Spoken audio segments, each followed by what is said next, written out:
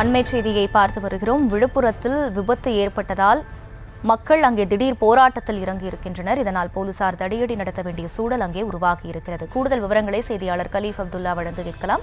கலீஃப் அப்துல்லா, வணக்கம். கள தகவல்கள் என்ன? வணக்கம். விழுப்புரம் மாவட்டம் திண்டிவனம் அருகே உள்ள செந்தூர் பகுதியைச் சேர்ந்தவர் சரண்ராஜ் மற்றும் ஜீவா. இவர்கள் இருவரும் கடைக்கு செல்வதற்காக இருசக்கர வாகனத்தில் செந்தூரில் உள்ள சென்னை திருச்சி தேசிய நெடுஞ்சாலை கடக்கும் போது திருச்சி நோக்கி சென்ற கார் ஒன்று இவர்கள் வந்த இருசக்கர வாகனம் மீது மோதி விபத்துக்குள்ளானது. இந்த விபத்தில் இருசக்கர வாகனத்தில் வந்த இருவரும் பலத்த காயமடைந்து பொதுமக்கள் மீட்டு 108 ஆம்புலன்ஸ் மூலம் சிகிச்சைக்காக அனுப்பிய நிலையில் அவர்கள் இருவரும் உயிரிழந்தனர். இது குறித்து செந்தூர் பகுதியைச் சேர்ந்த 100க்கும் மேற்பட்ட பொதுமக்கள் மற்றும் உறவினர்கள் சென்னை திருச்சி தேசிய நெடுஞ்சாலையில் சாலை மறியலில் ஈடுபட்டனர்.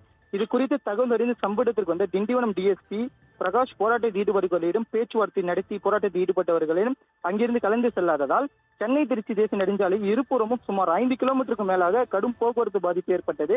இது குறித்து தகவல் இருந்து அறிந்து சம்பவ இடத்திற்கு வந்த விழுப்புரம் மாவட்ட காவல் கண்காணிப்பாளர் சரவணன் மற்றும் போலீசார் பொதுமக்கள் அங்கிருந்தவர்களை கலைந்து செல்வதற்காக போலீசார் கடும் தடியடி நடத்தி பொதுமக்களை அங்கிருந்து கலைஞர். இதனால் சிறு காயங்களுடன் பொதுமக்கள் அலறி அடித்து ஓட்டம் பிடித்தனர்.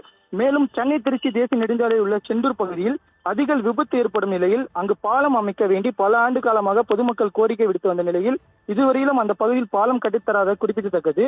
மேலும் சென்னை திருச்சி தேசிய நெடுஞ்சாலையில் இருபுறமும் கடும் போக்குவரத்து நெரிசல் ஏற்பட்டுள்ளது.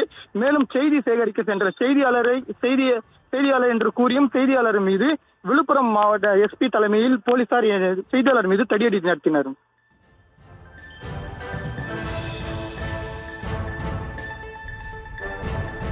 விவரங்களுக்கு நன்றி கலீஃபுல்லா.